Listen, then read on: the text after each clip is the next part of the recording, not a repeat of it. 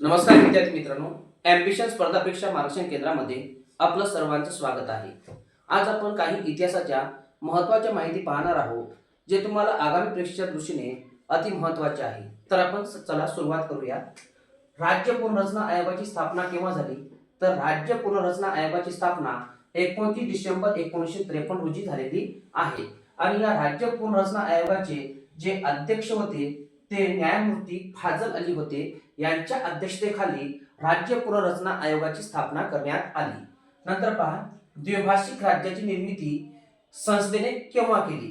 तर द्विभाषिक राज्याची निर्मिती 7 ऑगस्ट 1956 रोजी करण्यात आली. नंतर पहा, स्वराज्य पक्षाची स्थापना केव्हा झाली?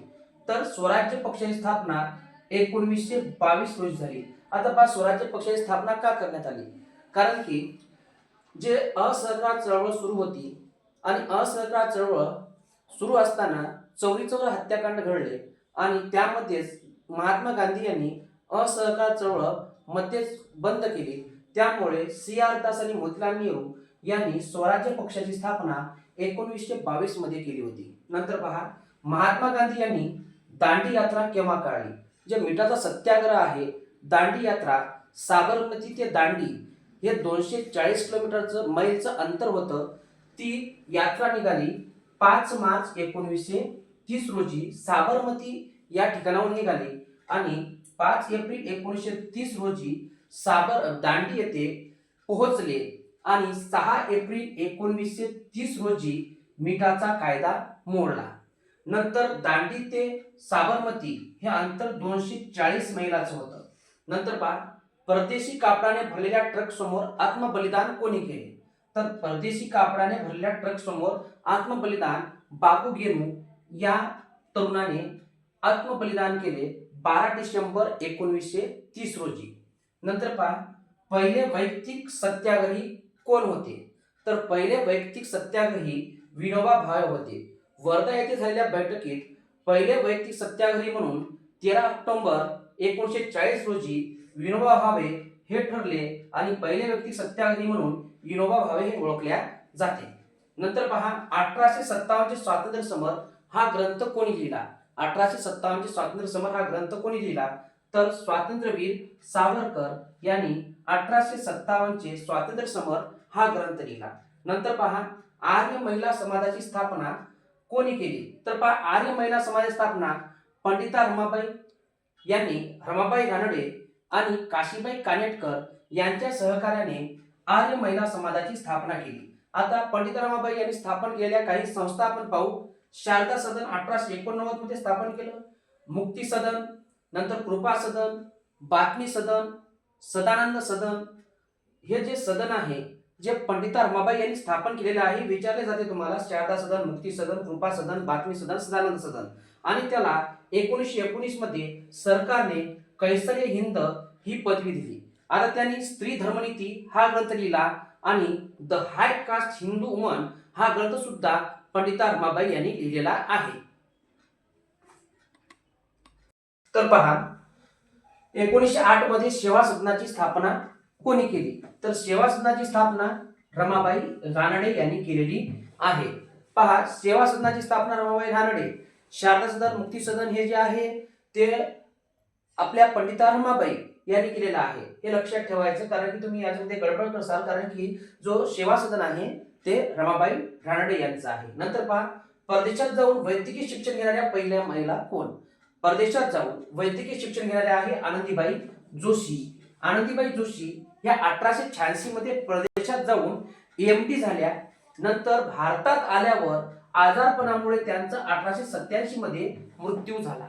नंतर पहा, स्त्री पुरुष तुलना हा ग्रंथ कोणी लिहिलेला आहे? तर स्त्री पुरुष तुलना हा ग्रंथ ताराबाई शिंदे यांनी लिहिलेला आहे 1882 मध्ये. हा प्रश्न नेहमीच येतो की स्त्री पुरुष तुलना हा ग्रंथ कोणी लिहिला? तर स्त्री पुरुष तुलना हा ग्रंथ लिहिलेला आहे ताराबाई शिंदे आणि वर्ष आहे 1882 मध्ये. नंतर पहा, अनाथ बालिकाश्रम, नंतर विधवा विवाहोत्तेजक मंडळ, महिला विद्यापीठाची स्थापना, हिंगणे स्त्री शिक्षण संस्था, निष्काम कर्मठ हे जे आहे हे कोणी स्थापन केलेलं आहे? तर महर्षी धोंडो केशव कर्वे यांना भारतरत्न हा पुरस्कार देण्यात आला. नंतर पहा, अनार्य दोष परिहार समाजाची स्थापना कोणी केली? अनार्य दोष परिहार समाजाची स्थापना कोणी केली? तर गोपाळ बाबा वलंगकर यांनी 1890 मध्ये अनार्य दोष परिहार समाजाची स्थापना केलेली आहे. नंतर पहा, सुधारक हे साप्ताहिक कोणी सुरू केले? तर सुधारक हे साप्ताहिक सुरू केले आहे गोपाळ गणेश आगरकर. तर लोकमान्य टिळक आणि गोपाळ गणेश आगरकर यांच्यामध्ये मतभेद झाल्यामुळे गोपाळ गणेश आगरकर यांनी केसरी वृत्तपत्रात संपादक पदाचा राजीनामा दिला आणि ते वेगळे झाले आणि त्यानंतर त्यांनी सुधारक हे साप्ताहिक सुरू केले. नंतर पहा, सत्यशोधक समाजाची स्थापना कोणी केली? तर सत्यशोधक समाजाची स्थापना महात्मा फुले यांनी केली. नंतर त्यांचे काही ग्रंथ आहे, शेतकऱ्याचे असूड आहे, सार्वजनिक सत्यधर्म आहे, ब्राह्मणाचे कसब आहे, हे जे ग्रंथ आहे हे जे महात्मा ज्योतिबा फुले यांचे आहे. नंतर पहा, हिंदी अर्थशास्त्राचे जनक म्हणून कोणाला ओळखले जाते? तर हिंदी अर्थशास्त्राचे जनक म्हणून न्यायमूर्ती रानडे यांना ओळखल्या जाते. नंतर पहा, तैनाती फौजेचे जनक कोण? ज्याला आपण स्टँडिंग आर्मी म्हणतो, तर तैनाती फौजेचे जनक आहे लॉर्ड वेलस्ली आहे. नंतर पहा, आत्मीय सभेची स्थापना कोणी केली? आत्मीय सभा 1815 मध्ये राजाराम मोहन राय यांनी केलेली आहे. नंतर राजाराम मोहन राय यांनी ब्राह्मण समाजाची सुद्धा स्थापना केलेली आहे, ती 1828 मध्ये. नंतर संवाद कौमुदी हे वृत्तपत्र बंगाली भाषेत राजाराम मोहन राय यांनी सुरू केले.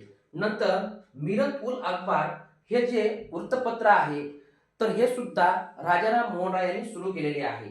आणि राजाराम मोहन राय यांनी सतीची चाल कायद्याने बंद करण्यासाठी प्रयत्न केला आणि सतीची चाल कायद्याने बंद लॉर्ड विल्यम बेंटिंक यांनी केले. कारण की राजाराम मोहन राय यांनी संवाद कौमुदीमध्ये सतीच्या अनिष्ट प्रथेविरुद्ध आवाज उठविला आणि सतीची चाल कायद्याने बंद करण्यासाठी प्रयत्न केला आणि कायद्याने बंद केलं लॉर्ड विल्यम बेंटिंक यांनी. नंतर दत्तक विधान नामंजूर कोणी केले? तर दत्तक वारसा जे नामंजूर आहे ते लॉर्ड डलहौसी यांनी केले. आणि पहिले संस्थान आहे खालसावणारे सातारा 1848, जैतपूर 1849, उदयपूर 1882, झाशी 1853 आणि नागपूर 1854.